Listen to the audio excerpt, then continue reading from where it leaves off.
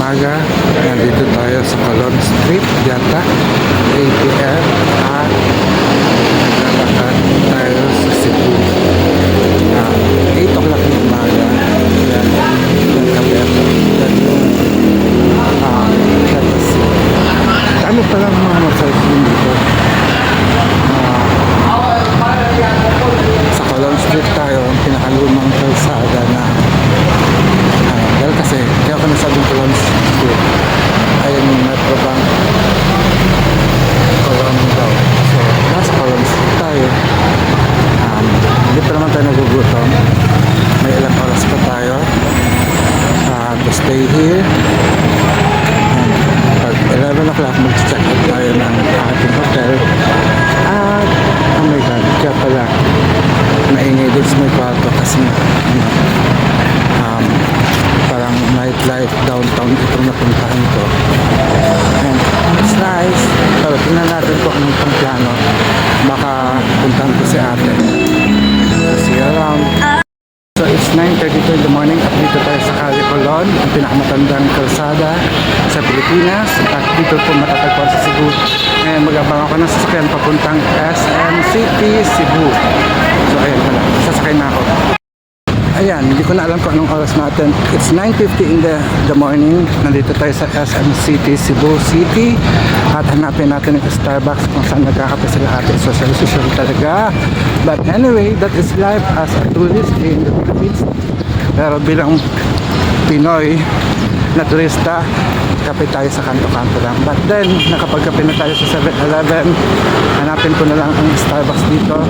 SM City, tabi niya ang National University dahil kasi siguro partners na talaga ng NU at SM City. And it's biggest mall.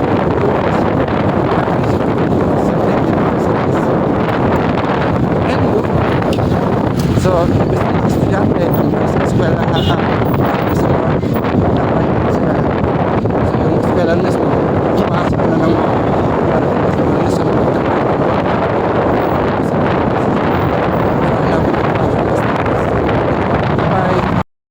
now I am inside SM City, kabubukas lang.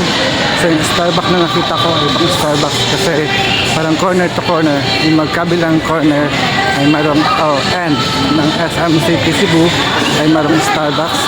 So ngayon ang mga tao excited to malling. Lakad pa tayo hanggang dulo and then we go left. Kaya pala ang layo ng aking mapa sa location sharing ng Facebook. And yun nga ngayon ko lang nalaman yun na gamitin. So even ang Facebook Messenger or WhatsApp ay marong location sharing para matuntun mo. Kaya nga lang hindi pa rin ako marunong gumamit.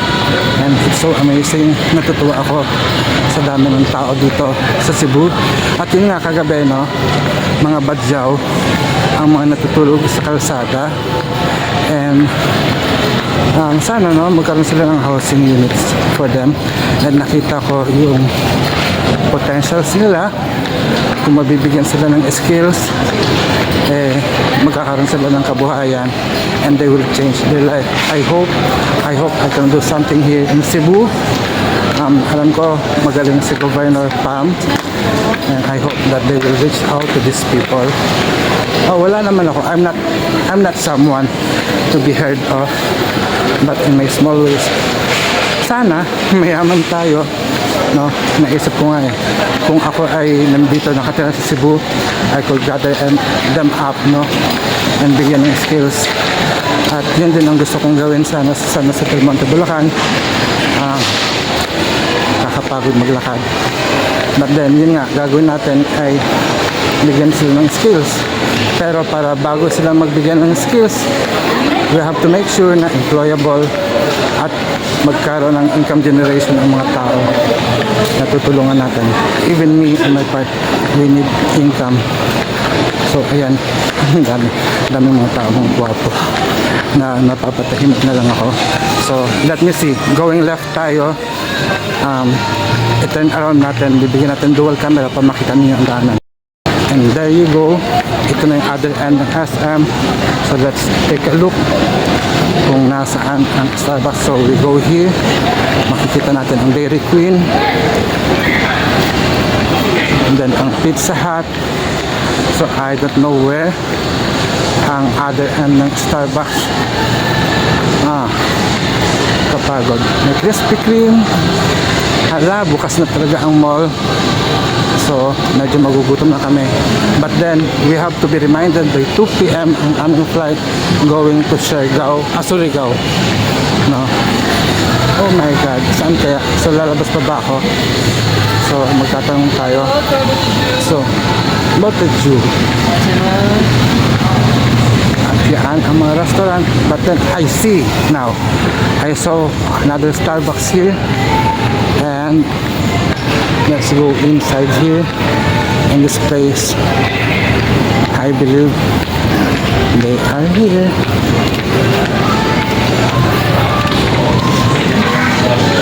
See, ayun na ang couples. Hello! I'm here with them. Ayun na mga kalayan, nandito na nga kami sa Quezon City. Magkakasama na kami ng ate ko at kuya ko. Nagpa-foreign exchange na sila dahil kasi wala silang Philippine peso. Ako naman wala ding peso kundi cards lang. And thank God kahit paano ay binabayaan niyo ako.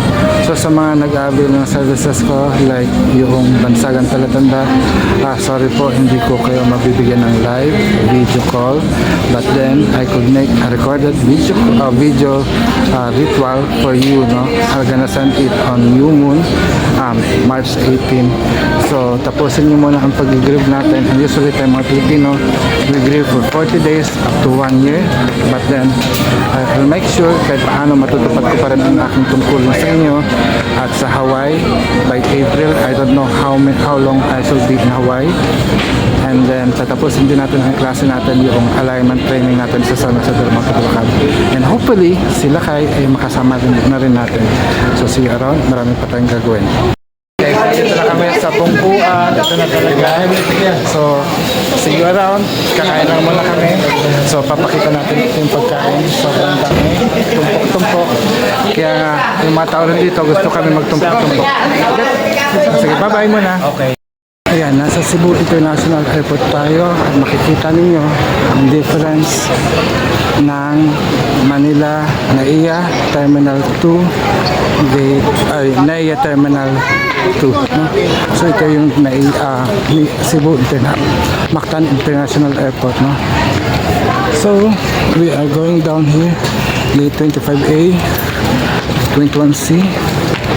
Malamig siya compared sa NAIA Terminal 2. Hindi siya, yun nga lang, wala siyang elevator daw. So may nagreklamo pasahero. Much better ang Cebu kaysa sa Manila na domestic airport. Pero tignan natin, dahan-dahan papunta. I think susunduin tayo ng bus shuttle papunta sa aeroplano. Ayun na, 25A. Ayun na sila ate. Yeah, we're here. So, ganito pa rin. Ayan, hello. Ayan, lumagpas siya. So, libutin lang natin ang ating gate. See, at least may enough seats for everyone that will come. Ayan. So, stop na ako. Kita na lang tayo mamaya sa Surigao. Or bago tayo pumunta ng Surigao. Sa oras natin ay 1:42 at boarding na tayo sa ating aeroplano papuntang Surigao. So nandito ako at Arnold. So nasarap sila. So abangan nyo lang kami sa Surigao. 720 flight Surigao Del Norte. At dito natin si Arnold dahil napunta going na to Surigao. See you later. Now, boarding na tayo sa ating aeroplano and we have 1 hour travel flight from Cebu to Surigao del Norte. Magkakaiwalay kami ng ate. Siguro sila ate banda doon sa harapan at ako ay nasa 17C at may katabi ako, iba katabi ko. Pero mamaya na lang magkita-kita tayo sa Surigao City Airport and then hindi ko alam paano ang gagawin natin papunta doon. So, see you later.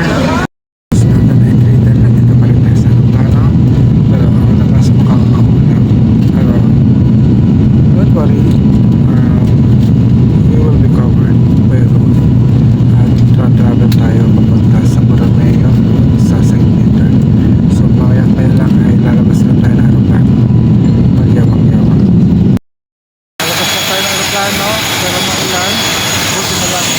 Pacific ay meron tayong inaabot sa lahat ng oras. So papasok na tayo doon sa Surigao Airport. Yan akong gagawin. Uuwi ako. Uuwi muna ako. Then ibang nasa sa lahat ko. And now we are at the airport. Paglabas ng airport, yun lang ang problema. Wala tayong single. So, salamat po. Para sa si ano na at abangan ulit ang mga natin. Kaya nag-use the toilet na. So, pabay na muna. So, nandito na ako sa airport at inaabangan na lang natin si ate. Pero meron siyang mga luggage dito na pipick upin. I don't know where are they right now. Pero so far, ito yung Surigao Airport. Maliit lang pala siya. Ang ate ko, hindi ko pa nakikita. So, abangan natin sila. Supposedly, they should be here. Medyo sa transit sila ng airport. So ngayon, abang-abang din tayo dito sa kanila sa may pintuan. So people are coming with umbrella. Thank you to Cebu Pacific. Ang ganda ng payong nila. Sana matake home natin. It's okay. Meron namang pang 4 days na. But then we are still waiting for my sister and brother-in-law. Pero yung luggage hindi ko pa alam, kinukuha pa. At kita niyo ang luggage kung gano'n nila iniingatan, no? Nakakulambo. So ayaw nilang mabasa para pagkano hindi rin siya basa dito. Pero wait, ayun na ang ate ko. So hindi ko siya makilala kasi nag-cover up sila ng payong. And here they are.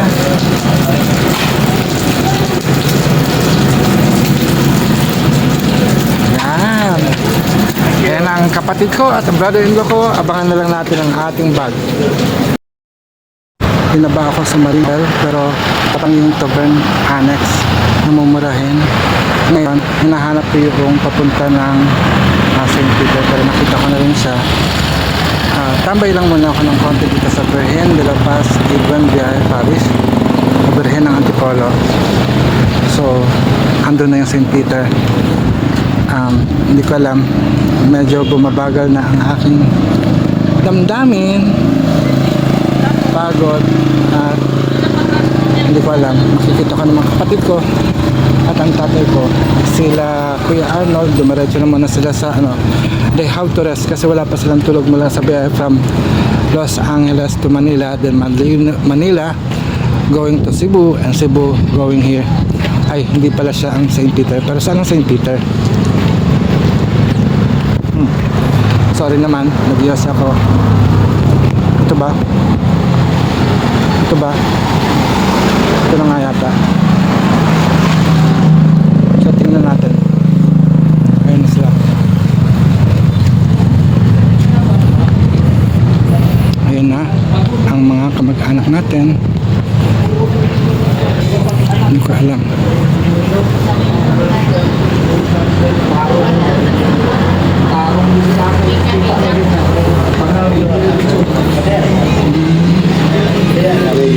Sample ito.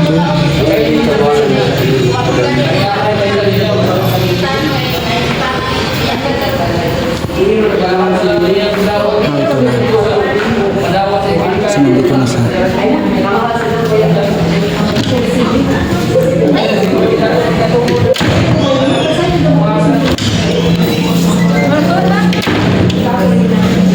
Nandito na ako. Who are you here? Hello, Jiggy! Bless, Lord of bless. Tumigil na, mamaya na. So ayan, nakapag-rent na ako ng room from this day on hanggang March 12. So sorry, kalat ka agad. So, hindi ko alam kung gumagana ang aircon, but later on, I'm gonna try out. Sabi may complimentary water. So tingnan natin ang shower room. Oh my, it's so great. Kaya nga lang, yung mga toiletries ko ay naiwan ko sa meron naman pala siya. So titingnan natin pag uwi. So tingnan natin naman yung room nila George.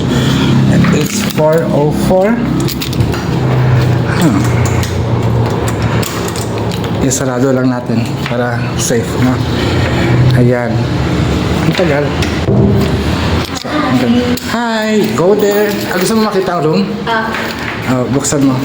Ayan si George. Gusto niya makita ang room. Ako din syempre gusto ko makita ang room nila. Pero nasan ang complimentary water nila? Ayan, nahirapan din ako. Ayan see, di ba? Social ang lola mo. Spacious. Pwede pa akong mag-tumbling-tumbling dyan. Di ba? Actually, maganda rin yung hotel ko sa... Ay, yun pala siya. So, may ilaw. Yan lang. So, may TV, pero hindi ko alam. So, bibili ako ng kape. Let's go to your room. Nakalak ba? Yeah. So, at least, tingnan natin ang room nila. Anong room ka? 401.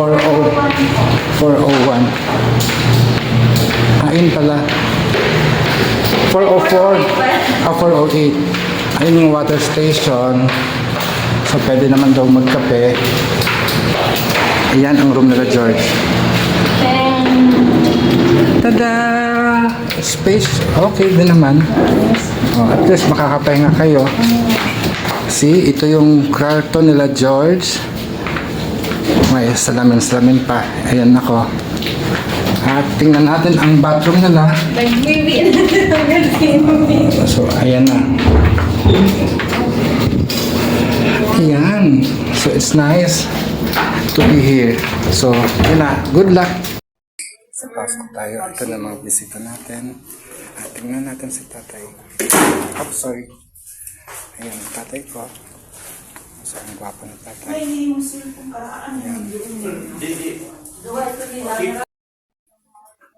Mamatay mong Diyos.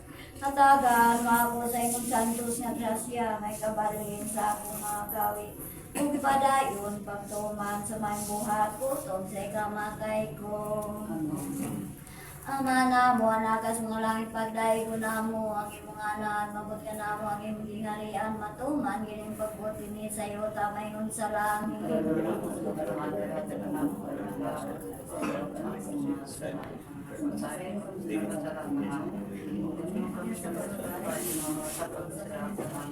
Magimaya ka Maria, napuno ka sa grasya ng Ginoong Diyos, anak kanimo, bulan ikaw sumbay nga tanang, bulan sa bangunga sa tiyan mga siso. Gloria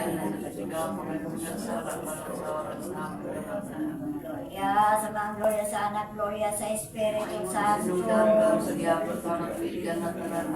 Pangilaba. Ibungat mo, ginaw nga mong mga bil, initon mo, nga mong kasing-kasing. Hawanan mo sa tanang mga huna-huna, nga mahugaw, walay pulos.